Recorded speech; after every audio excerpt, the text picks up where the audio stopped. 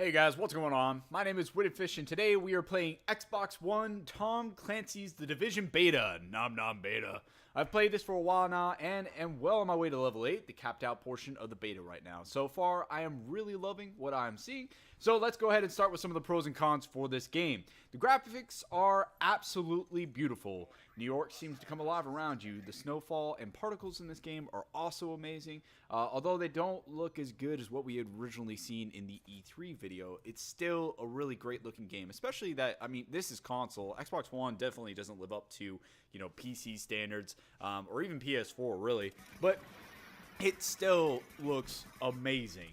So gunfire is especially kind of cool. If you look, whenever they're shooting at you, you could see sparks fly out of the end of the gun. I thought that was really cool. I also think that, the lighting effects between day and night look really, really good. So overall, just a lot of attention to detail. It's just an amazing looking game. Also, whenever it's snowing really hard, which is awesome because you have active weather effect in this game, it will start to actually pile on your shoulders. So in the dark zone, it's definitely snowing a lot more. You'll be able to see this pile up on you. It will pile up on the dogs that are running around the streets, and it looks pretty cool. Makes you feel like you need to bundle on a coat, and you can.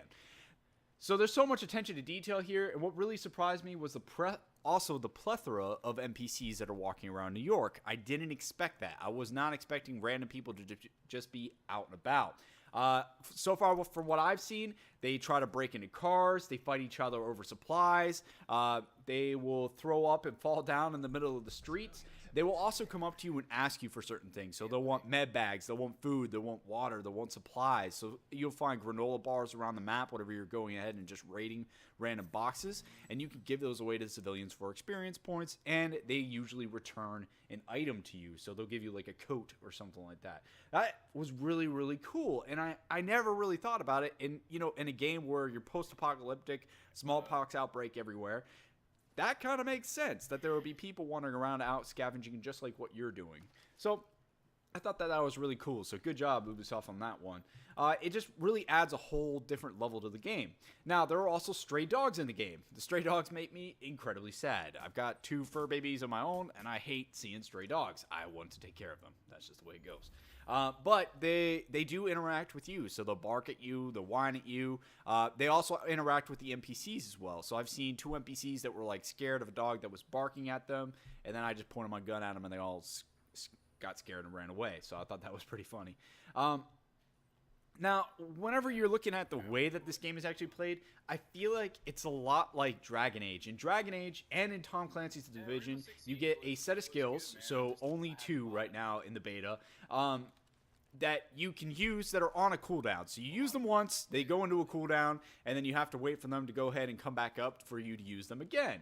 So the ones that I picked were the scan and also the healing upgrade. And I thought that the scan was amazing because it gives you your critical hit chance, and it also helps the rest of your teammates out because it points where the enemies are on the map, and the healing works really, really well.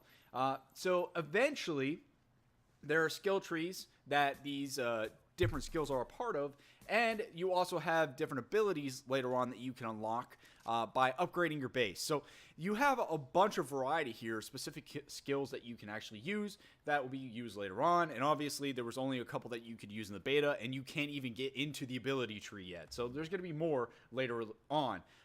In order for you to unlock these skill trees, you will need to upgrade your original base, allowing you to gain more healing, explosives, or tanking abilities. So the base, you have the hospital wing, which is going to be your healing upgrades, your security wing, which is probably going to end up being your tanking, and then your tech wing, which is blowing shit up. So you can make explosives and everything like that, throw grenades at people, which is more of like your DPS, your damage per second guy. And I thought that was really, really unique. And I can't wait to try it out. Whenever you're upgrading your base, it's also specific to you. So if you want more healing upgrades, if you want more security wing, if you want more tech wing, you can specialize into each of those. And in the end, I'm sure end game, you can actually get like everything. So definitely really amazing so far. I thought that was really cool. Now, if you're like me and you don't like PvP, you can still really enjoy this game. I mostly stayed out of the Dark Zone. I didn't really play that. I just played the main missions. I did venture in there, and we'll talk about that a little bit later. If you enjoy collecting items, this game is absolutely for you. You can go around picking up everything. I literally shot a drone out of the sky to collect a drone thing. I don't know what the hell it was, but I collected it. So there are also telephones around where you can get messages from. There's also these little scans where old security camera setups, you can actually see like what happened in certain areas. And I thought that that was really cool. So there's just all these different things that you can go around and collect and kind of build on the story of what's happening in New York. And I thought that that was really unique. Something that I have never seen before. This game is bringing a lot of new stuff to the table that I think is absolutely amazing. Now, aside from that, now you have all these different side encounters and missions and stuff like that. What I'm worried about is the actual main storyline. Sometimes these game developers, they get so obsessed over creating all these different encounters, all these different things for us, which is absolutely amazing. Like, I've got nothing against the devs for that, but they lose sight of the main storyline, and that's kind of what kills this right now, and what I'm a little bit worried about in terms of content. Now, the map doesn't look absolutely massive, but that doesn't mean anything. You know, you had Skyrim, you've had games like that where they shrunk down the map. Oh, all right, how about Fallout 4, just recently, where they shrunk down the map. It didn't look that big, but there's 1,000 to million things for you to freaking do and collect and go around and pick up and get new weapons. I feel like that's going to be this game. I hope that that is this game, but there is the possibility that really what they're going to rely on to make this game last longer is just the DLCs, which is probably going to upset a lot of people. So I went ahead and just downloaded the DLC patch already, and I've basically committed myself to this game. So we're going to see a lot more of this on this channel, hopefully. But again, I am a little bit worried about content, but probably not as much as what I've seen other people. Definitely, in my opinion, though, I think it's going to end up being a great game. Hopefully. So, the shooting mechanics of the game are really good. Headshots are key. They're going to improve your damage greatly, which is good. If you're using a fully automatic, I would make sure that you try and burst fire and take your time. If you don't like fully automatics, of course, you have a plethora of weapons to use. So, you have the M1A, which is going to be like your semi-automatic rifle. You've also got sniper rifles, your bolt action. You have shotguns. You have the Vector, the CQB weapons. There's a ton of different guns for you to try to use, which makes your character unique. Thought that was really neat. I don't know how I feel about the cover system yet. It's good in the fact that you can dodge fire and you don't take as much damage. It's bad because whenever you aren't in cover, you die really, really fast, especially for playing on the harder difficulties. I don't know why, but you do. You're like a bullet sponge. You just die instantaneously. So I have a love-hate for this cover system. I've been in some situations, watch other more talented players than myself suffer from the covering system. Sometimes you accidentally let off on the A button a little bit early, and you get pummeled with bullets before your brain tells you to actually run. So I have a little bit of a slower response time because I'm an old guy. Also, sometimes you can't cover for the life of you, or it just snaps you to the wrong wall. Which is a little bit of a pain in the ass. I believe that if you are crouched behind something or utilizing a wall without necessarily using the in-game cover system, you shouldn't be taking like 100% more damage. That doesn't make any sense to me. If Ubisoft could fix that, I feel like that's going to take away a lot of the complaints that people are going to have in the end game. The weapon equip system is a lot like Destiny and very intuitive. It means that it's really, really easy to switch between all three of your weapons. So if you hit Y, you go to your secondary. If you double tap Y, you go to your third weapon, which is going to be your pistol, your sidearm. And I really like the sidearms because that allows you to be unique as well. You can get a Magnum, which I am dying to get, and I hope that in the end that turns out to be really, really cool. The other great thing that they added into this, the weapon mods are awesome. You can use them anywhere. All you got to do is pull up your in-game inventory, hit X, and you're there. Like, you don't have to go anywhere.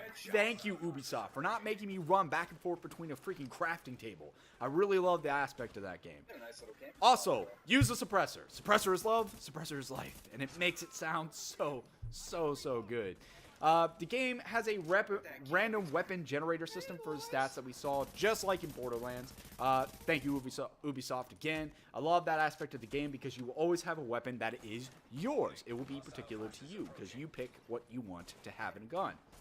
I also really enjoy that although you have armor, bags, and pads, so you have like arm pads, knee pads, stuff like that, that can all be changed and they actually show up on your character, you also have clothing as well. So you have snow boots, trekking boots, hiking pants, military pants, snow jacket, you get the gist. You can change everything, and I love the cool beanie that I have on my head right now in this video. That thing is the best. You can also get armor pieces and different kinds of knee pads and stuff like that that have specific stat upgrades. So again, if you want to deck your character out to be an M1A user, there are increased ammo for M1As. There are increased weapon damage for M1As, and so on. So that was really, really neat. The weapons are also, they also have their own kind of system. So general weapons are in gray, uncommon weapons are green, rare or blue, and legendary would be yellow. So I thought that that was really unique as well. So there are going to be people going out there looking for specific weapons from specific, missions and stuff like that. That's going to add a whole nother aspect to the game. It looks like making your character unique doesn't just stop at clothing or your weapon. I really like the randomized faces as well. My dude's got like a beard and a shaved head. That was awesome. I am looking forward to the actual game though, because it looks like you could do so much more to your character. I'm really curious on like what you can do to the face, to the nose, all that good stuff. It'll be really, really neat. So, Ubisoft, by the way, if you add Uggs, I'm going to punch you in the face. Speaking of your character, what about all the other characters running around? So, other people on the map. You can run into each other in the main areas, as well as in the street, which I thought was really unique. I didn't think that they were going to have that in. I was running around, I was like, who the hell are all these other people? But that was really cool. So, you got, like, meeting places. And you don't have a loading screen in between, like Destiny. Boom. Even better. Playing with teammates in this game is also invaluable to you. Just from whenever I was playing with a friend on here, I would rather play with a friend than I would alone. However, it's not impossible to play alone. Whenever you have that down and out system, that's amazing to have. Also, if you die and your friend can't get to you in time, you can actually respawn and then fast travel to them. Don't forget that. So that was really, really helpful, having other people around just for that aspect. Also, whenever you are getting into the main storyline missions, you can actually go into the matchmaking system and you can look for hard difficulties, easy difficulties, whatever you want to do. Hard is effing hard. Make sure you do not go in there alone. The problem is, the more characters that you add to your team, the harder it's going to be in the long run. It increases the difficulty. So I like that a lot. I'm actually glad that Ubisoft decided to make hard hard.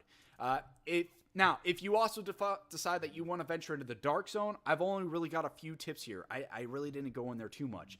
One, don't bother trying to use a high zoom sniper rifle. The dark zone is extremely snowy, which limits your visibility and negates the use of high zoom rifles. I just noticed that whenever I went in there myself. There will be random encounters here, so you'll run into NPCs. Pay attention to the heads up display of levels. So whenever you look at the different streets, there are level recommendations in certain streets. So look at the street name, and then below the street name, you should be able to see a level recommendation. So 2 to 5, 5 to 7, whatever it may be. Your HUD is extremely invaluable inside the dark zone.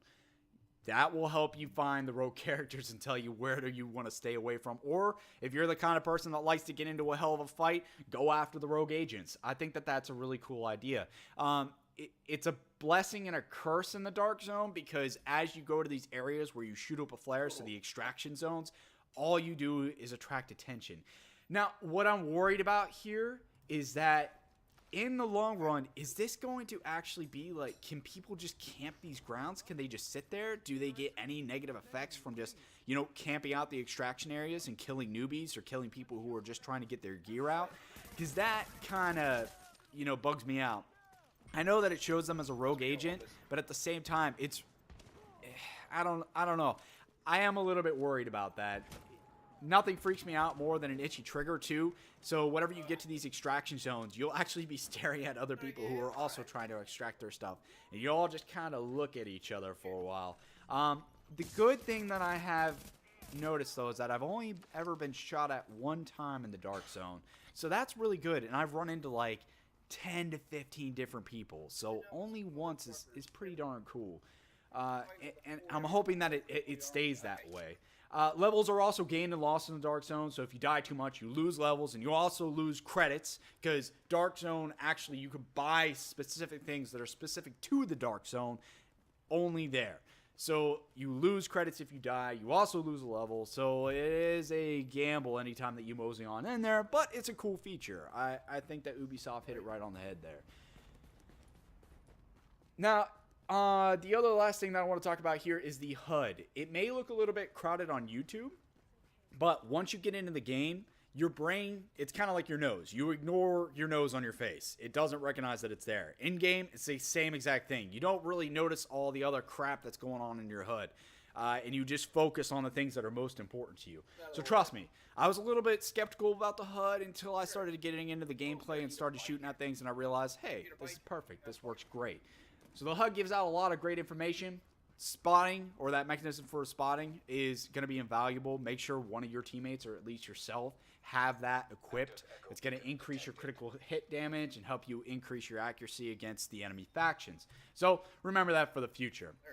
So overall, is this game going to be worth it? Right now, I believe absolutely it is. I feel like most of the things I said today are actually positive about this game. Now again, we haven't seen it for that long yet, and I'm starting to see other people come out with bugs. I know I saw over on a different channel that they were being shot through a building and there was no problem there.